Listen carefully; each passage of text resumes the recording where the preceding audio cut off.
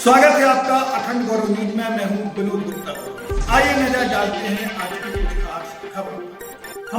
शक्ति की दिव्य आभा में भक्ति, सौंदर्य और आध्यात्म की अनुपम संगति का सृजन। 52वां अंतर्राष्ट्रीय खजुराहो नृत्य समारोह का तीसरा दिवस नृत्य, चित्र, शिल्प सृजन एवं हुनर का सांस्कृतिक समागम। मध्य प्रदेश शासन, संस्कृति विभाग एवं उस्ताद अलाउद्दीन खां संगीत एवं कला अकादमी द्वारा भारतीय पुरातत्व सर्वेक्षण दक्षिण मध्य क्षेत्र सांस्कृतिक केंद्र नागपुर, मध्य प्रदेश पर्यटन विभाग एवं जिला प्रशासन छतरपुर के सहयोग से आयोजित 52वां अंतर्राष्ट्रीय खजुराहो नृत्य समारोह के तीसरे दिवस मणिपुरी, ओडिसी एवं सत्रिय नृत्य की सौंदर्यपूर्ण प्रस्तुतियों ने शिव भक्ति की दिव्य आभा में भक्ति, सौंदर्य और आध्यात्म की अनुपम संगति का सृजन किया। मंदिरों की अलौकिक पृष्ठभूमि में नर्तक नृत्यांगनाओं की गतियां मानो शिल्प को स्पंदन और संगीत को स्वरूप प्रदान कर रही थीं। कलाकारों का स्वागत श्री के Mishra, MP industrial court bench Jabalpur के न्याय सदस्य निदेशक उस्ताद अलाउद्दीन खां संगीत एवं कला अकादमी श्री प्रकाश सिंह ठाकुर एवं उप निदेशक श्री शेखर करहाड़कर द्वारा पुष्प गुच्छ भेंट कर किया गया। तीसरे दिवस की पहली प्रस्तुति संगीत नाटक अकादमी अवार्डी सुश्री थोकचौम एवं देवी मणिपुर द्वारा मणिपुरी नृत्य की रही। उत्तर पूर्व की कोमल और आध्यात्म परंपराएं मंच पर साकार हो उठी। उन्होंने सर्वप्रथम क्यू आडिटा प्रस्तुत की। यह नृत्य रचना कवि जयदेव के अमर काव्य गीत गोविंद के अष्टम सर्ग पर आधारित थी, जिसमें राधा की वेदना और आहत मनोभावों का अत्यंत मार्मिक चित्रण निहित है। वह क्षण जब श्री कृष्ण निर्धारित समय पर उनसे मिलने नहीं आते। कथा के अनुसार श्री कृष्ण पूरी रात्रि चंद्रावली के साथ रति लीला में निमग्न रहते हैं। प्रातः होते ही उन्हें राधा का स्मरण होता है और वे उनके कुंज में पहुंचते हैं, किंतु उनके अंगों पर प्रेम लीला के स्पष्ट चिन्ह दिखाई देते हैं। इन्हें देखकर राधा का मन विदीर्ण हो उठता है। प्रेम, पीड़ा, ईर्ष्या, आत्मसम्मान के मृदुल देह भंगिमाओं के माध्यम से अभिव्यक्त किया गया। यह प्रस्तुति मुख्यतः अभिनय प्रधान रही, जिसमें लास्य की कोमलता और तांडव की आंतरिक तीव्रता का संतुलित समन्वय दिखाई दिया। करुण रस की प्रधानता ने दर्शकों को गहन भाव जगत में प्रवेश करा दिया। मणिपुरी की मृदुल लय, गोलाकार गतियां और भक्ति भाव से ओतप्रोत अंग संचालन ने वातावरण को माधुर्यपूर्ण बना दिया। इस प्रकार तीसरे दिवस का प्रारंभ ही आध्यात्मिक अनुभूति से हुआ, जहां प्रेम केवल लौकिक नहीं बल्कि आत्मा और परमात्मा के मिलन की प्रतीक अनुभूति बनकर मंच पर जीवंत हुआ और खजुराहो की रात्रि भावों की अनुगुण से दीर्घ समय तक स्पंदित होती रही। अगली प्रस्तुति पद्मश्री श्री दुर्गाचरण रणवी ओडिशा द्वारा ओडिसी नृत्य की रही। उन्होंने सर्वप्रथम आदित्य अर्चना की प्रस्तुति दी। यह ओडिसी की एक भक्ति परक प्रस्तुति थी, जो प्रकाश, ऊर्जा और जीवन के स्रोत भगवान सूर्य को समर्पित आह्वान है।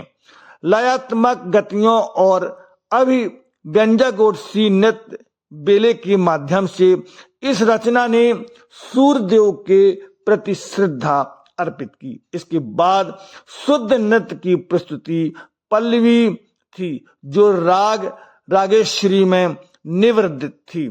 इसमें लय, राग और मूर्तिमय गतियां पूर्ण सामंजस्य में विकसित हुई। त्रिभंगी की मोहक भंगिमाओं जटिल पद संचालन और तरल गतियों के माध्यम से कलाकारों ने पल्लवी अर्थात प्रस्फुटन के अर्थ को साकार किया। प्रस्तुति के अंतिम क्रम में बाल गोपालस तक प्रस्तुत किया।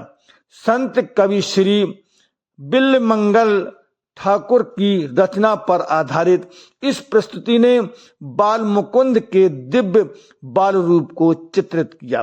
कलाकारों ने अभिनय के माध्यम से कृष्ण की यशोदा माता के साथ बाल लीलाएं और वृंदावन के कीड़ा प्रसंग जीवंत हो उठे। इस प्रस्तुति में गुरु सुकांत कुमार कुन्हू, गायन गुरु सीताकांत जैना, मर्दल गुरु अभिराम नंदा, बांसुरी गुरु प्रदीप राय, वायलन गुरु प्रकाश चंद महापात, सितार एवं मंजीरा पर गुरु दुर्गाचरण रणवीर थे।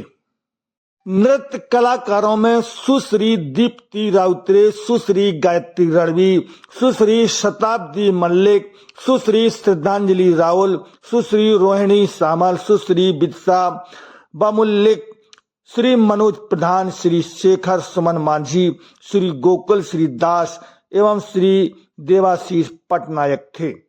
तीसरे दिवस की अंतिम प्रस्तुति सत्रिया नृत्य की रही। सत्रिया केंद्र असम द्वारा नृत्य प्रस्तुति दी गई। प्रस्तुति के आरंभ में गायन वादन से हुआ।